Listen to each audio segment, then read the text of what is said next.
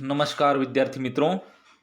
मैं प्राध्यापक शांतराव वळवी, सहायक प्राध्यापक हिंदी विभाग, कर्मवीर आबा साहेब तथा नाम सुनौणे महाविद्यालय सटाना, जिला नासिक, महाराष्ट्र।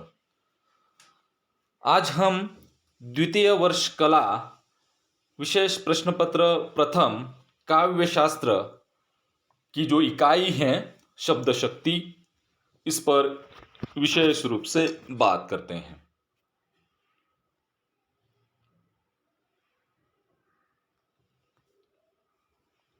शब्द शक्ति, शब्द में एक या अधिक अर्थ छिपे होते हैं।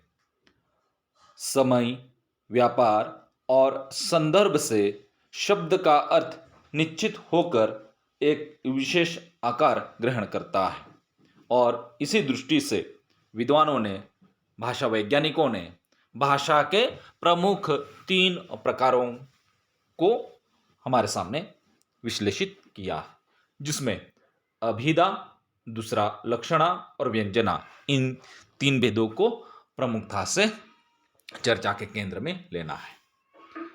अभिधा, जिस शब्द के द्वारा शब्द के मुख्य अर्थ का बोध होता है उसे अभिधा शब्द शक्ति कहते हैं।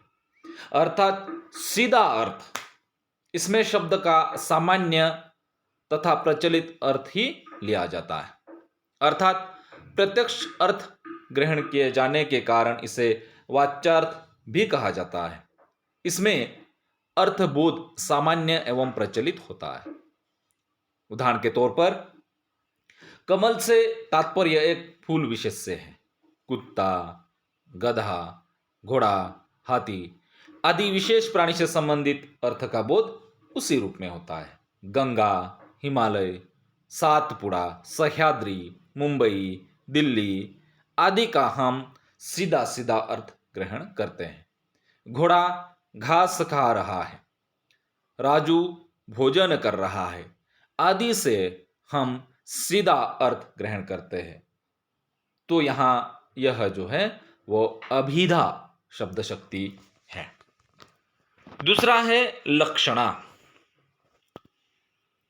लक्षणा शब्द शक्ति, किसी वाक्य या शब्द का एक या अधिक अर्थबोध हो तो उसे हम लक्षणा शब्द शक्ति कहते हैं। अर्थात शब्द का मुख्य अर्थ का बोध नहीं होता है, उससे संबंधित किसी अन्य अर्थ का बोध होता है, उसे हम लक्षणा शब्द शक्ति कहेंगे। उदाहरण के तौर पर, मैं कालिदास को पढ़ रहा हूं, मैं कालिदास का अध्ययन कर रहा हूं, मैं कालिदास को देख रहा हूं। यह 3 वाक्य हमने प्रस्तुत किए। इन वाक्यों का अर्थ कालिदास नाम की व्यक्ति न होकर उसके काव्य का अध्ययन से संबंधित अर्थ यहां बोध हो रहा है। मतलब मुख्यार्थ से सन्निहित ही, परंतु दूसरा अर्थ यहां बोध हो रहा है। एक दूसरा उदाहरण है, राजू उल्लू है। यहां उल्लू का अर्थ पक्षी विशेष से नहीं, बल्कि उल्लू की भांति राजू जो है वो मूर्ख है, ऐसा अर्थ लिया गया है। यह लक्षणा शब्द शक्ति है। और सबसे महत्वपूर्ण है व्यंजना शब्द शक्ति। व्यंजना का अर्थ है विशेष रूप से देखना, अर्थात दूर के अर्थ को भी जान लेना। व्यंजना शब्द शक्ति उसे कहते हैं जहां मुख्यार्थ और लक्ष्यार्थ से भिन्न एक अलग अर्थ निकलता है, बोध होता है। दूसरे शब्दों में कहें तो अभिधा लक्षणा से अर्थ नहीं खुलता, ऐसी स्थिति में हमें व्यंजना का सहारा लेना पड़ता है। व्यंजना से निकले हुए अर्थ को हम व्यंग्यार्थ, ध्वन्यार्थ, सूच्यार्थ, प्रतीयमान अर्थ आदि भी कह सकते हैं। विद्वानों ने अलग अलग नाम दिए। छात्रों, इसे समझने के लिए अत्यंत सतर्क होने की आवश्यकता होती है। बुद्धि का चातुर्य, समय की सूचकता, विषय वस्तु, संदर्भ आदि आकलन करने के जो गुण हैं वो मनुष्य में होने चाहिए।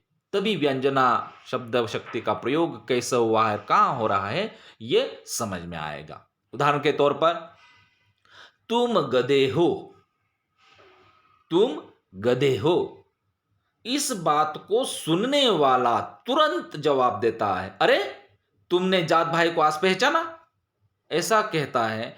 तो अर्थ का जो संकेत है, आपने मुझे गधा कहा किंतु आप तो मुझसे भी बड़े गधे हो, अर्थात तुम तो मूर्खों के मूर्ख हो, अर्थ ध्वनित होता है। इसी प्रकार एक उदाहरण लेते हैं, सूर्य अस्त हुआ, सूर्य अस्त हुआ। यहां मुख्यार्थ यदि आप लेते हैं या सीधा सीधा अर्थ लेते हैं तो सूर्य डूब गया या दिन बीत गया।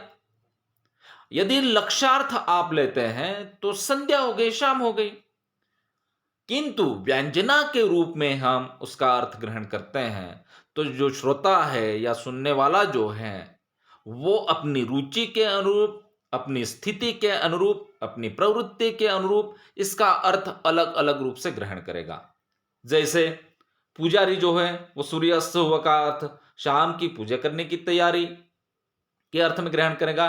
जो ग्वाला जो है वो पशुओं को घर ले जाने का अर्थ ग्रहण करेगा। चोर जो है काम के लिए जाने की तैयारी करने के अर्थ में ग्रहण करेगा।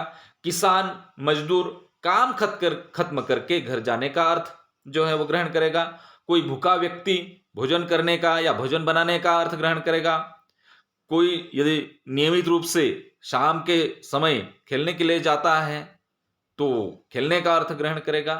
मतलब अपनी स्थिति, अपनी रुचि के अनुरूप यह अर्थ जो है वो ग्रहण होता है। इसलिए व्यंजना शब्द शक्ति जो है वो भाषा की दृष्टि से, साहित्य की दृष्टि से, काव्य की दृष्टि से सबसे महत्वपूर्ण है।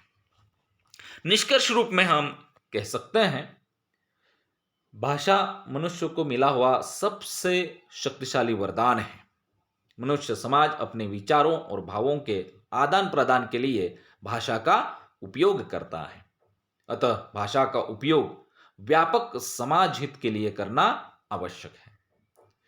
उत्तम काव्य निर्माण के लिए, काव्य में माधुर्य के संचार के लिए, भाषा में प्रभावशीलता और नूतन नवीनता बनाए रखने के लिए ये जो तीनों शब्द शक्तियां हैं, चाहे वो अभिधा हो, लक्षणा हो, व्यंजना हो, इनका परिचय हमें कर लेना आवश्यक है।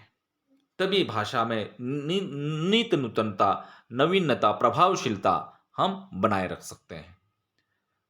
इसके अलावा हम आगे विस्तार से और बातचीत करेंगे अगले मुद्दे पर। आज हम यहाँ फिलहाल रुकते हैं। Thank you.